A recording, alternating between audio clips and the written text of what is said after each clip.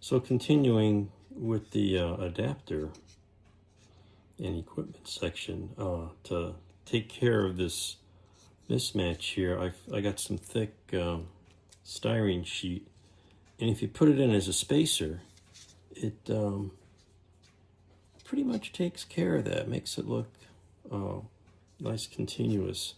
And I think, oh man, I gotta do the whole thing. Well, no, I don't, because if you look at this, it's got these panels. I think they're deployable radiators, but they show them as fixed to the adapter here, and that's fine. And then they get glued on right over this gap. So okay, great. I only have to do the exposed parts like here and on this side. So oh good, I only have to figure out where that is, and it's at the top and the bottom and the side. So I got these cleaned off their stubs, and I'm gonna put them on here, and I'm just gonna like trace where they go. And even you can see on the bottom section faintly there's a little raised panel there, and oh good, that's the spacer.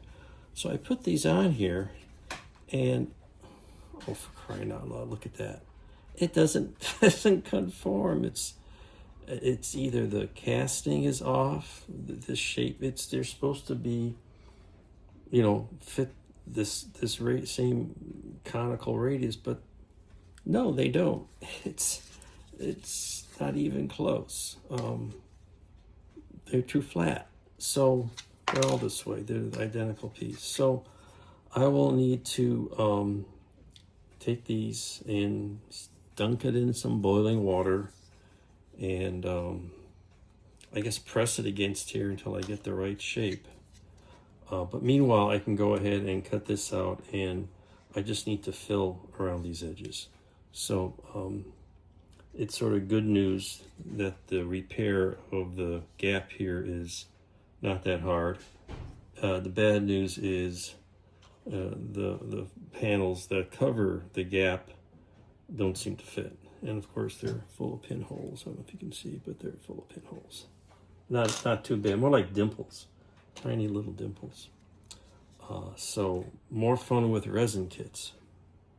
All right, so I put these shims in here, glued them on one side, then tested it out and glued them on the other side, and voila, we've got something that is pretty much kind of a straight line, at least better than it was if you just put them edge to edge. And there is a top and a bottom to this. That's where there's a flat here. Anyway, so that's fixed, and these will be covered by these lovely flaps. And I put them, well, I got to sand it down, but you can see they're not flat now. Actually, this one's a little too curved. They dunked them in some hot water, and now they're too curved. But that'll work. Oddly now, I notice they're going to be interesting. You know, they got the nice curvature back here, but in the front, there's this weird shape, and I may have to dunk them in some hot water to get that tighter around here. See, they're too much in the back, but not enough in front. That only applies to the bottom ones, because the ones on top are a little closer. And there you go. You see, that'll work there and pretty much there once I get that cleaned up. But that's just what you have to go through sometimes with these resin kits. And I've started to patch this up, so that's coming along. And I got that big chunk glued together. You can hardly even see it. So progress there. Well, I finally got the wing, both wings, cleaned up, and the fuselage cleaned up sufficiently to make me happy to glue the dang thing on.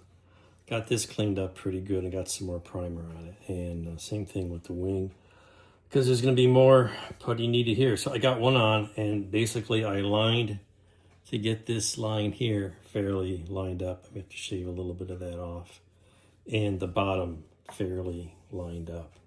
Theoretically, and it covers up this whole inside notch. You'd think the wing would fit there, but you know, if you put the wing in there, A, it's too long, if you put that up into there, it sticks out the bottom significantly. So I just, you know, put it where it fits, and so it's flush with the bottom.